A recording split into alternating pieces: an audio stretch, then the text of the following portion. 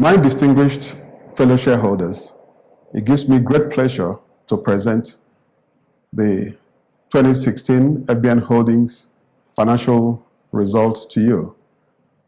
You recall that on the 5th of January 2016, I sent a letter to you on my appointment as the Group Managing Director. In that letter, I highlighted a few areas I thought should be of priority to us as we journeyed down the road. The key focus areas I highlighted in my letter to you were: 1, enhanced risk management; 2, cost containment; 3, accelerated revenue generation through synergy and collaboration. And indeed, all of this were with a view to creating a very formidable franchise that will restore shareholder value. Ladies and gentlemen, my distinguished shareholders, I am glad to report that 1 year after, we are proudly on that journey to restoring shareholder value. And you will see in the results we present that your group is well ahead of expectations that we projected at the beginning of the year.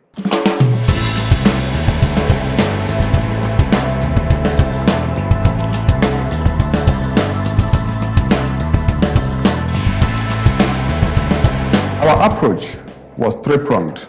First, we needed to restructure the risk management practices in the commercial banking group to forestall formation of fresh NPLs. 2, we also needed to deal with cost containment and, of course, deal with the issue of synergy and collaboration amongst the 3 operating entities, all with a view to aggregating the revenue base across not just Nigeria, but also our operations in West Africa.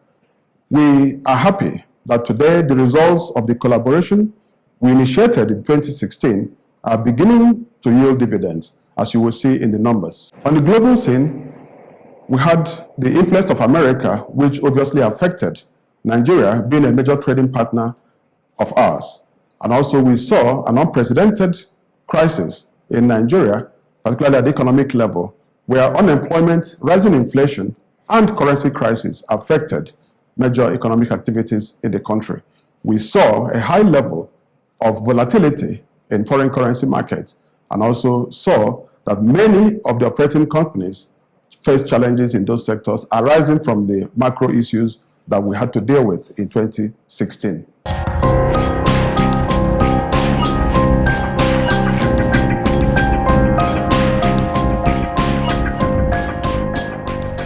In direct response, Central Bank attempted to deal with this through administrative tools, including taming inflation and propping up the economy through other measures that began to yield results in the 3rd and 4th quarters of 2016.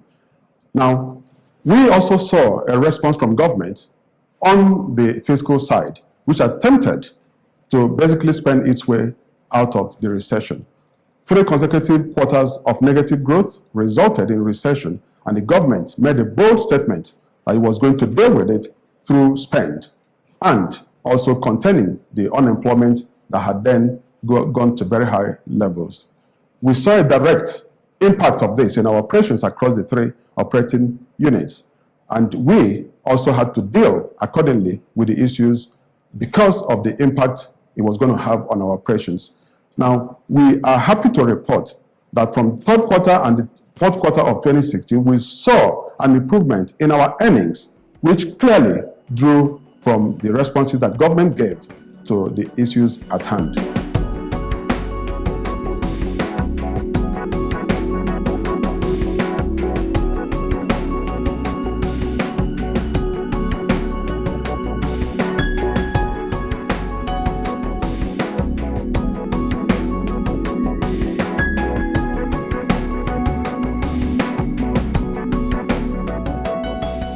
Now, despite these challenges, the banking industry has shown tremendous resilience. And indeed, many of the players have held their spaces. We have seen a steady growth in the gross earnings. And also, even though we saw an escalation in NPL ratios, but banks have responded through recovery and remediation efforts to contain the spread of NPLs. We've also seen that banks have become very innovative and have adopted cost-saving measures to try and rein in costs, even in the face of rising inflation. For us in the Fbnh group, we have dealt with the issues, and we believe that through the synergy that we have brought to bear and the collaboration, we have seen a steady growth in our gross earnings, rising to the highest in the industry today. We have also seen a huge cut down on our cost-to-income ratio, coming down from as high as 61% to as low as 47.1% for 2016. Now, on the insurance space, we have seen that there is growth opportunity in that area. For us, that is the new growth area. And we have seen a whole lot of M&A activities coming up in the insurance space. Apart from that, we have seen that our play in the merchant bank and asset management space has been very rewarding. Today, we have a very strong franchise in the merchant bank and asset management spaces. And indeed, we have become the reference names in those markets. We've identified critical levers that will help us gain competitive advantage in the short to medium term. The first lever will be our group shared services framework, which we're implementing. The second lever is the disciplined budgetary control, which we're also executing. The third lever will be a re-engineered operating model, taking us away from size to efficiency. For us, that holds the future of the group. The fourth is an enhanced technology leverage. We have invested massive funds over the last 10 years, and we will spend more in order to enhance our operations and achieve innovation across our various operating entities. And the last lever for us will be to implement a very robust ERP and ERM model, which will give us control over our costs and our operations across the spectrum.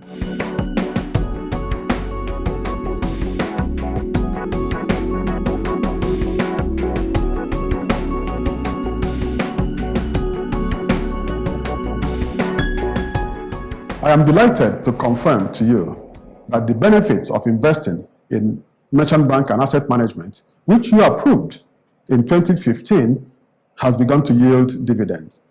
The merchant banking and asset management group remains one of the key pillars of our value proposition to our shareholders and our stakeholders indeed. 2016 was the first full year of operations of the merchant bank following the acquisition of Kakawa Discount House. And we are beginning to see enhanced collaboration and synergy between the merchant bank on the one hand and the commercial banking group in the areas of asset optimization, asset management product distribution, and of course, technology sharing, including innovation across the board. Similarly, for the insurance business, we've also seen a greater share of customers' wallets through enhanced collaboration between the life business and the general. You will recall that we commenced full business on the general side in 2016, and we have seen a great deal of synergy between the general insurance and the life, leveraging technology, leveraging resources, distribution, and also the human capital that abounds in the life business. We are happy to report that today the life business is the fastest growing insurance company in Nigeria, and we do believe that as we sustain our march on the general space, we will take our pride of place on the league table.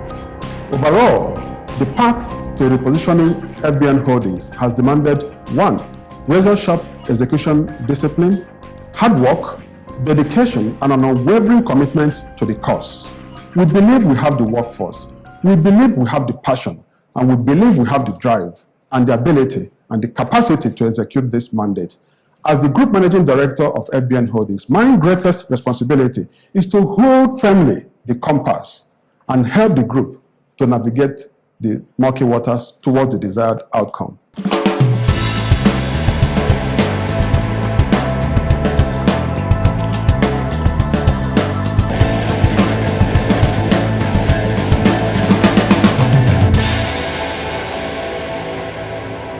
In 2016, we battled escalating operating costs in a highly inflationary environment.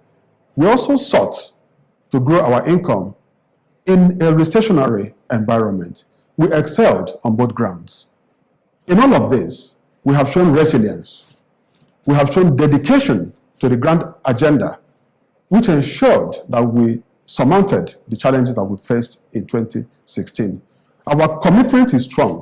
We will be rebuilding this institution one brick at a time to ensure we restore shareholder value. At the 2016 annual general meeting, we made a commitment with respect to dividend payout. And we did say that we'll continually grow the dividend payout to our esteemed shareholders.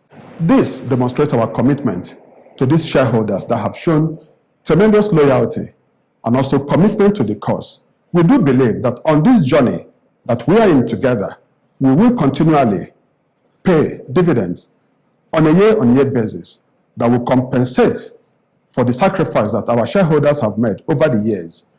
Our desire is to restore this institution to the lofty years not too long past, and we do believe that working with you, we will achieve that mandate. Distinguished shareholders, I want to thank you for your support. I want to thank you for staying the course. I want to thank you for the privilege of serving you as the Group Managing Director, and I pledge my commitment and loyalty to this institution. Thank you very much.